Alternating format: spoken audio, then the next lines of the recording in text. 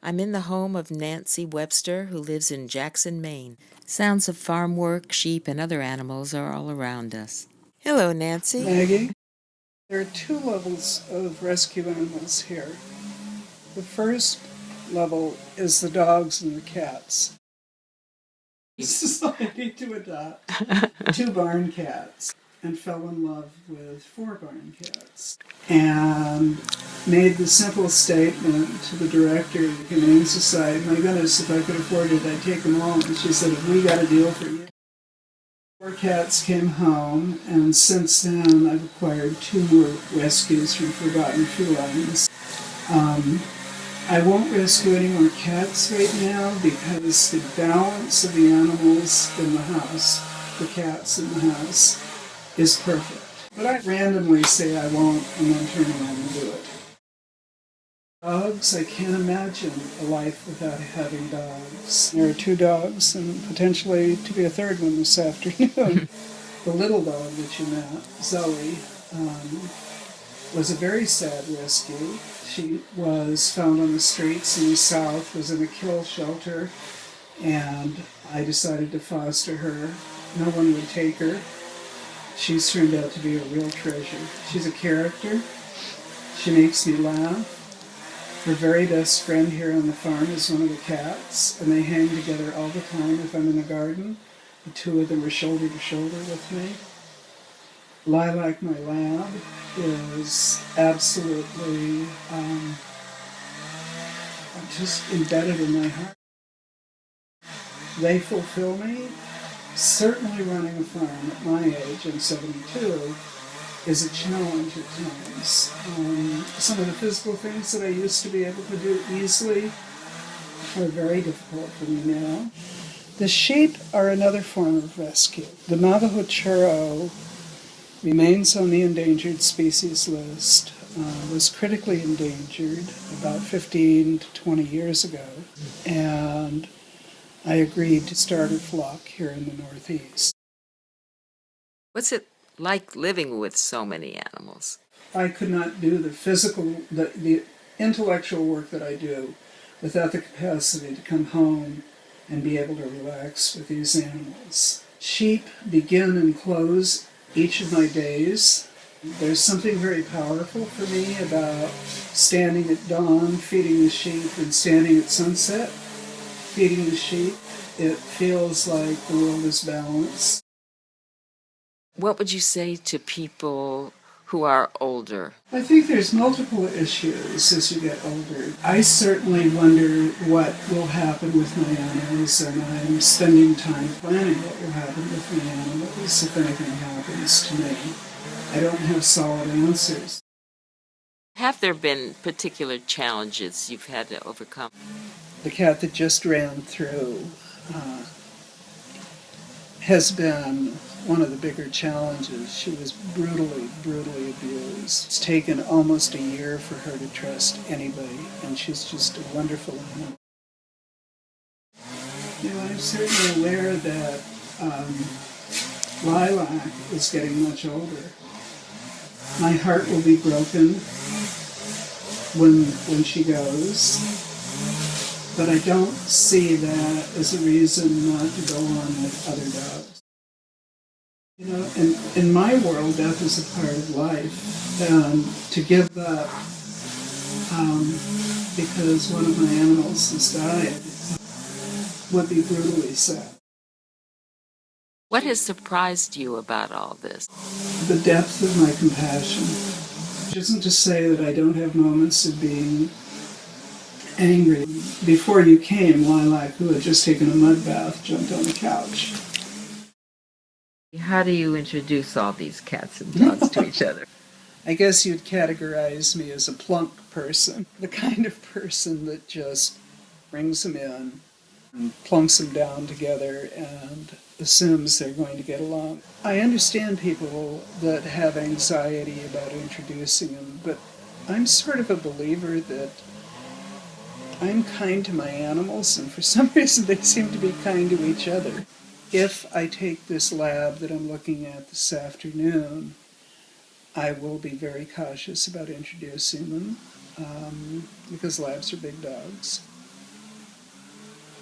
I'll say this, I'm a big proponent of crates for dogs. Lilac's crate door is always open and there's a big cushion in there.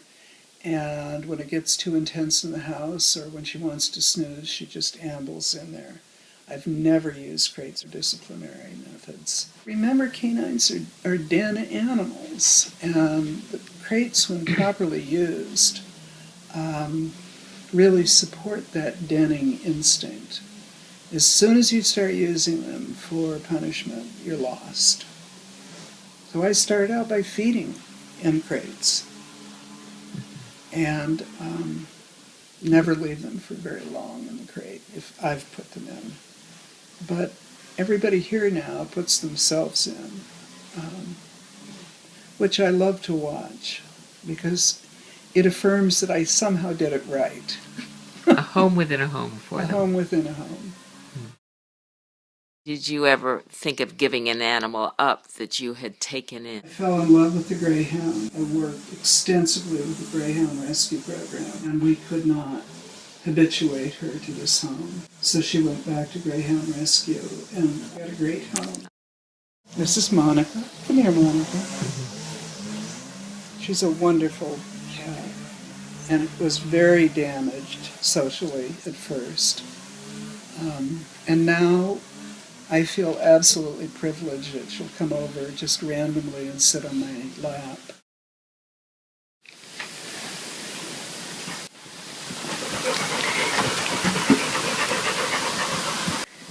Lots of different cats do get along. Mm-hmm. And these are all males, which surprises me. What about cat hair and dog hair? You know, if you take a pet, they have hair. You'll find one way or another to manage it. For me, it's worth it. I would like to think it would be worth it for more people. So Buckles, the orange cat, we were just looking at on the bed. Right. He was a stray. His owners apparently moved and just left him. On the street, you On said. the street. He was quite sick. A friend of mine picked him up and took him to the vet and got him healthy and then said, what am I going to do with him? And she called me and I said, okay, I'll take him. Spook, the black cat, is more reticent than any of the other cats around here. He was Buckley's son. I felt the father and son should be together, which shows how cat neurotic I am. He was here perhaps 6 months when winter rolled around. And my cats do go outside. They come in at night. I'm meticulous about getting them in at dark. But they do during the day, as you see, lay around the deck and we'll be out in the yard. I'm significantly off the road. And I believe cats should be cats. But that's my belief. You know, other people disagree.